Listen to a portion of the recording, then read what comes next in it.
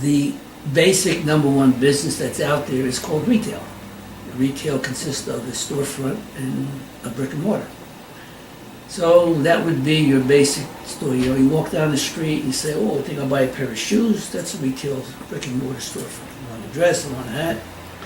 Going to stationery stores, those are classic retail storefront brick and mortar. Now, if you have a garage you're working out of, and the garage is on Main Street, it's still a storefront because you are selling retail. So this is what retail means. It's usually you walk in, you buy a product, you pay a price. That's retail. Now, that word retail is another whole ball game, which we're going to get into. That comes into cost analysis, buy-sell agreements, how to buy, how to price. So that will be up the road. The financial portion of these podcasts will get very, very involved in terms of education. So the more you listen and the more you go to our website, the more you're going to learn. So retail's a word, but it has an awful lot of meaning to it when you look at what is the retail means. It's a storefront. Most people don't know what a storefront means. That's what it means, retail. Brick and mortar and things like that. Even if you're a franchise, you're still, again, brick and mortar restaurant is a retail. You know, it's a service in a sense, but it's still retail. So retail is your brick and mortar storefront. Walk in, pay a fee, buy something, get a bull bag, and walk out. You know that's what retail means, Chris. Storefronts. Of course. So, and then the next part of a business that you would want to purchase, let's say you're a wholesaler. Now, I've done all of these programs that I'm going to talk about because I've been in business for a long time and have lots of businesses. So retail is one of them. I had a couple of delis, I had restaurants, so coffee shops. They're all retail. Regardless of whether you buy a product, it's retail. And the other thing is a wholesaler. Now, what does a wholesaler mean? A wholesaler is a reseller of products, whether you're food or non-food. A salesperson that resells a product that you're buying from them and not manufactured by them. Like, for instance, when I was in the food business and in the supermarket business, we had wholesalers we used to buy a product from, whether it was poultry or beef or whatever it was. The same thing with groceries.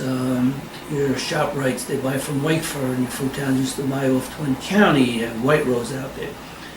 Those are wholesalers. They're a reseller of a product. So if you're affiliated with any of those big companies as a franchise, you buy through them, which means they sell to you, they make a profit on what they buy.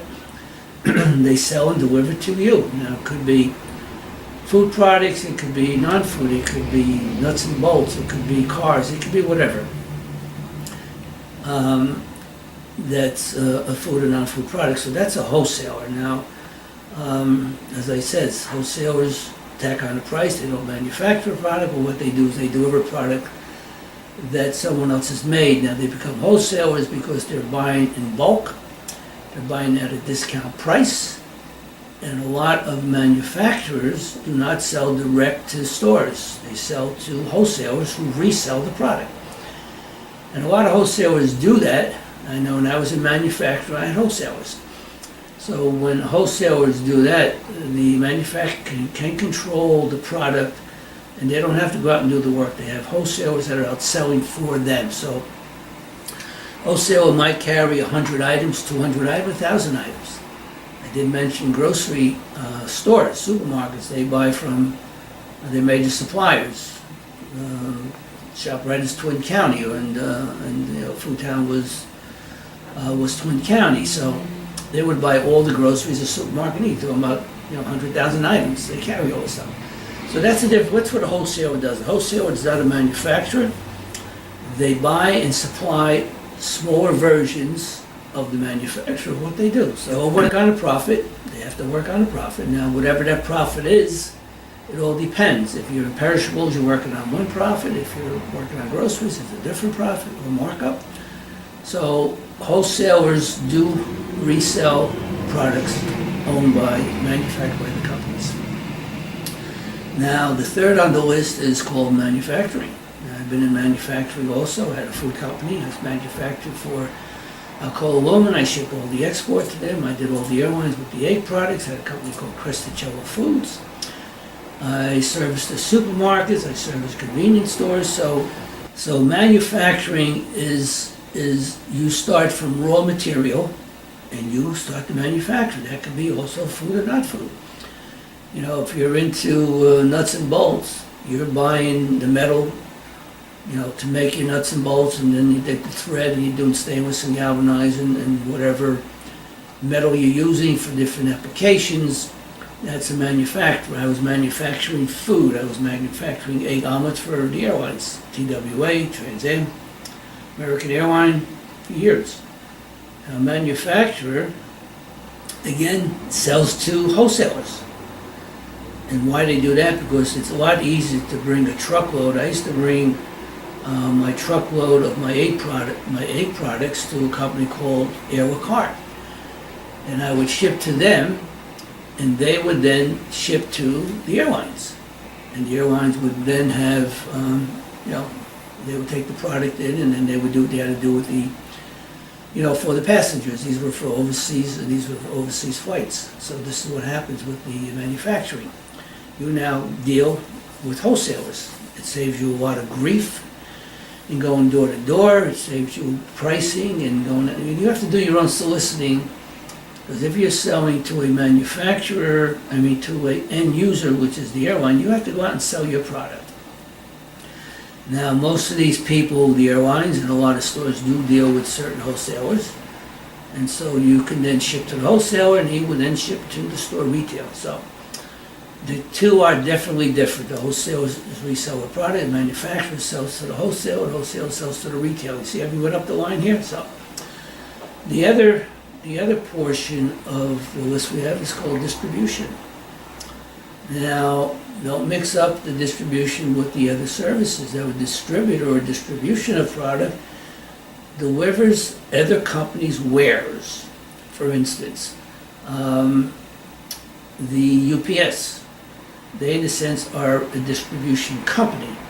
They deliver packages from all over the country, from different manufacturers, but they don't own or buy. They only deliver, they charge you a fee. That's a distribution. Now, that works in any business, whether it's, you know, whether in, you know, UPS or whether you're in a different type of business. But a distributor delivers other companies' products for a price. Like, for instance, a lot of companies will make a product.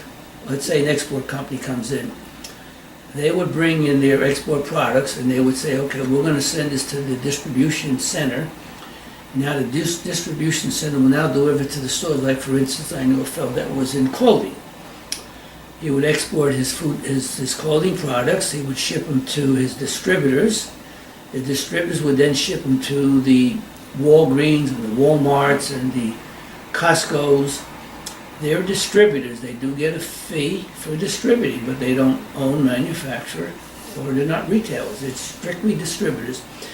And that is set up by the export company or the manufacturer or some other avenue where the distributor now can go out and say, okay, orders have already been placed. See, that's another thing. He's not buying a product. Orders have been placed. So let's say my fellow who was in the business had 10,000 pair of jeans, and they were going to 4 different locations. The order was already placed with the buyer from, let's say, Target or JCPenney. He would then send his product to the distributor. He knew that he was going to ship 2,000 to JCPenney and 2,000 to Target and 2,000 to somebody else. So that's a distributor. They work on a different process. So, okay, this is the difference in different classifications of what each one does. So you have your retailer, which is brick and mortar. You have your wholesaler, who's a reseller of products for a price, a markup. Manufacturer usually does not sell direct. They manufacture, they use distributors. They use wholesalers.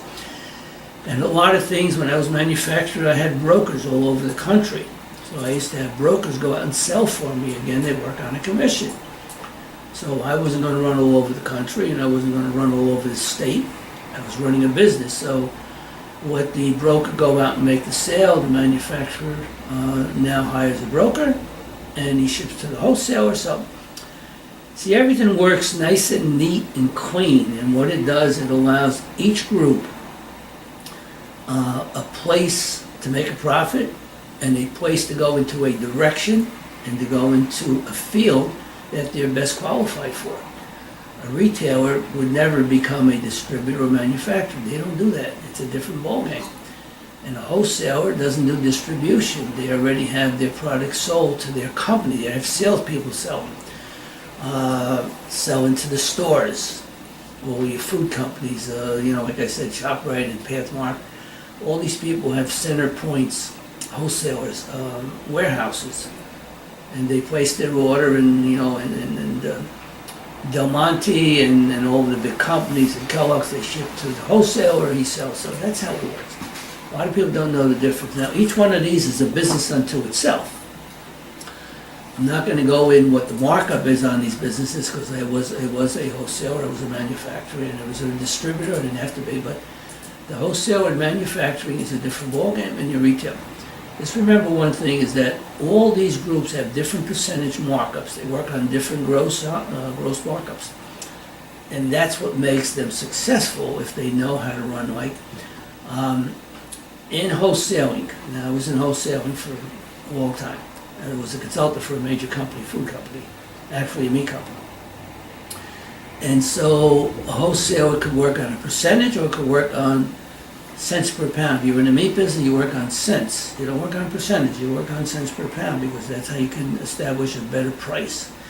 So they're all different prices these people have: retail, wholesale, manufacturing. Different markup, different location, different business. Don't mix them up, guys. And distribution is probably, again, it's different, but you're only a distributor, you know where you're going with the price. The price has been set, you're only getting paid for distributing.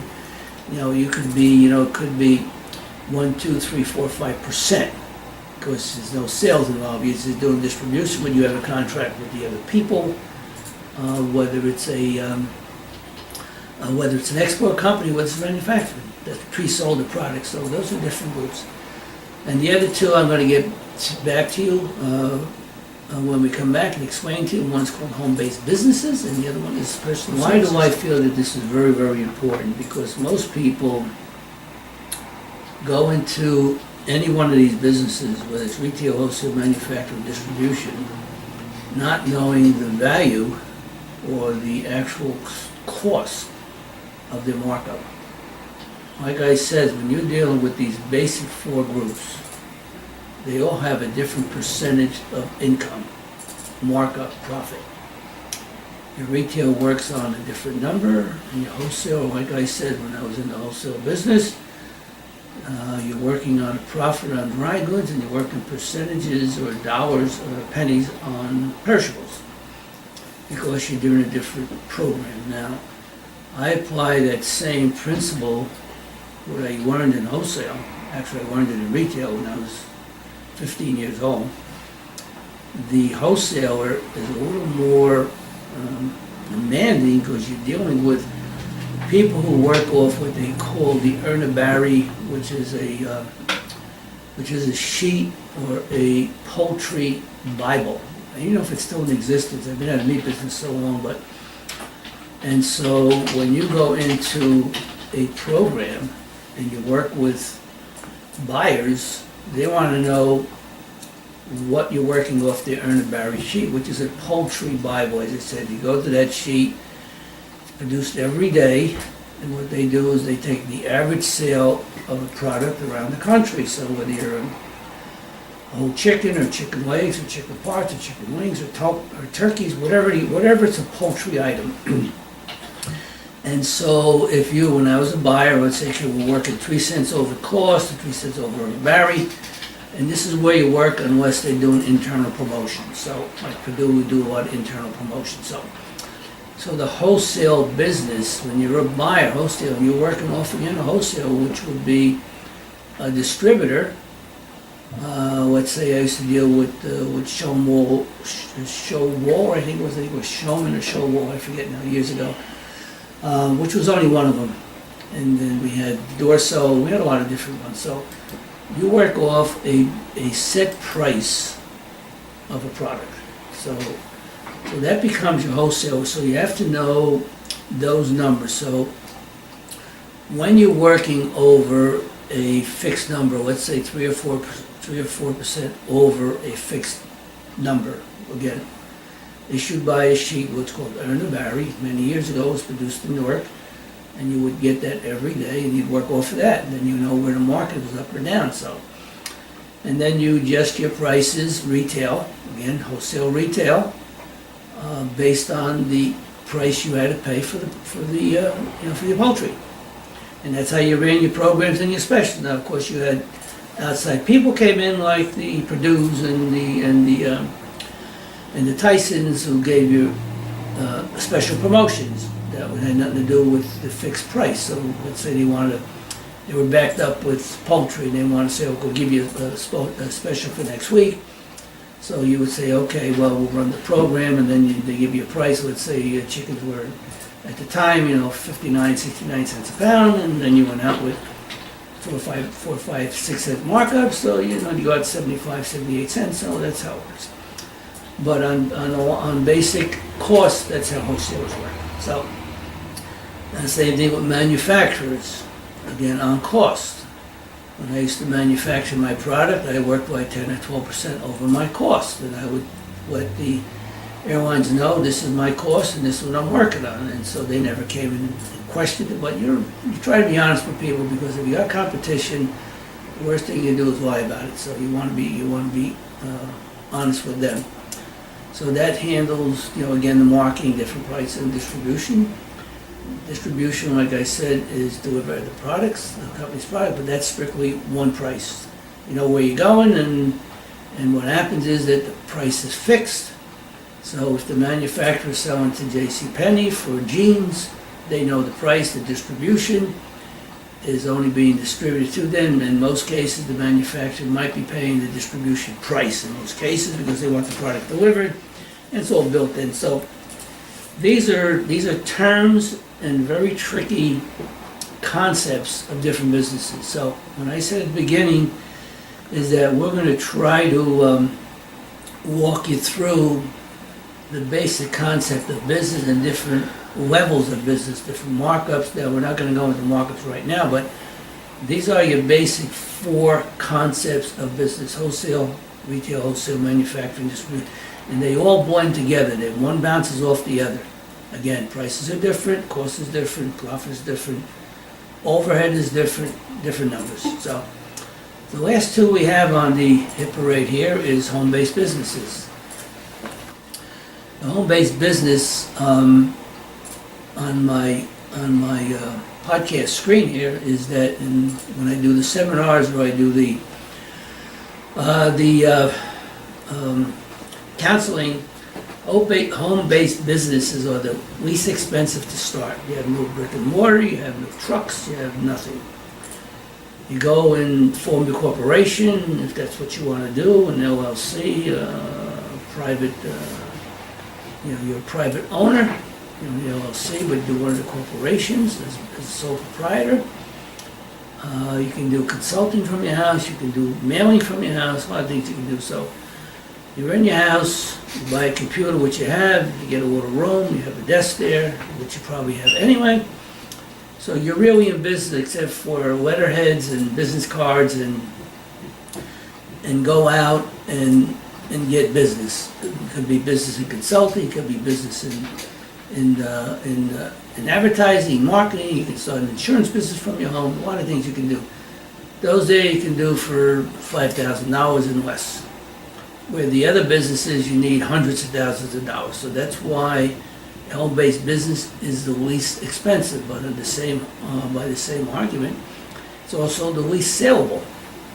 Because all you're selling is a service, and most home-based businesses are services. You're not manufacturing, otherwise you got to get different license and different permits. You have to get different rules for your home, fire codes, and And in most places, you're not gonna be able to do anything at your home anyway, unless you're commercial, zone commercial or residential. So you gotta be very careful, home-based business, if you have traffic in and out, you need insurance, and somebody will probably call the town and say, you run a business out of here, they'll knock on your door and say, what are you running here, we got traffic in and out. And so if you're not commercially zoned, they'll tell you to move, and so you got another hassle, so. It's not very difficult to do if you want to be a home-based business. You can work outside, you don't need people in and out, you can get away with it, it's not a big deal. So be very careful, home-based business, I said they're the least expensive to start, so. And as we go, I'll get into different businesses, what they really cost, how you get there, what the numbers are. Like a friend of mine said this morning, I was talking to them, we talked about retail, about hair salons and barbershops, and meat markets. I mentioned meat markets because I was in that business. They are the least expensive to purchase because I never figured out really why. Even though you have a lot of equipment there, they're the least expensive to work on. So, and the hair salon's a service business, so be careful on that. You're going to keep their clients, and you're going to make sure that you get a agreement for miles and distance, contingency agreement, non-compete agreement, because this is what happens in the hair salon business. So again, that's for another day. So your home-based businesses are the least expensive to start. You can do it for a song and a dance. You probably have the equipment there. I'll go out and see what you want to do. If you want to sell insurance out of your house, you can do that. Clients will come there, you go see them. You can do marketing at the house, you can do consulting at the house. Least expensive, but also the least sellable. So, because you're selling really not that much of an asset. So, and last but not least is called personal services. What are personal services? They're professionals, legal, accounting, and so on. Insurance agents, real estate brokers. Real estate brokers, they're all professional services. They all have a different markup, profit-wise, hourly rate, and sellable.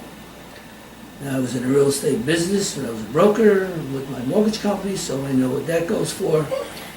I don't have legal or accounting training, but I know what they sell for as when I was in the brokerage business. So your personal services, there are others, I'm sure. Insurance is one of them. There's personal services. Your doctors are personal services, your dentists and things like that.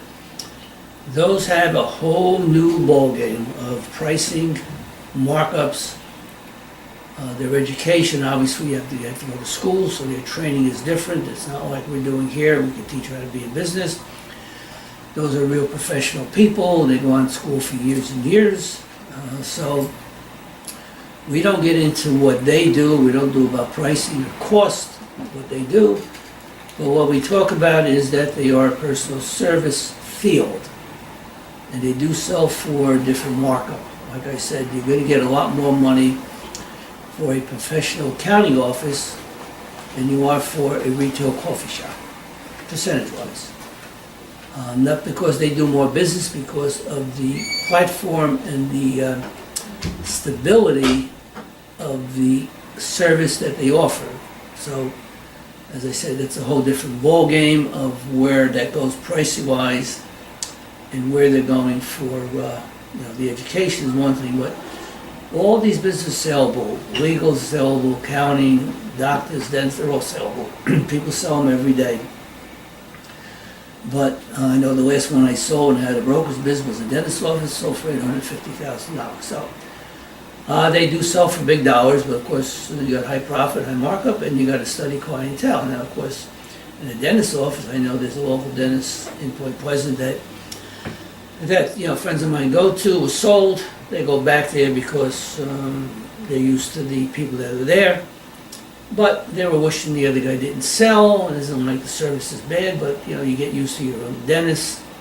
He knows you personally, so the personal touch is a little bit different. So you do have professional businesses, again, that sell for different markets. So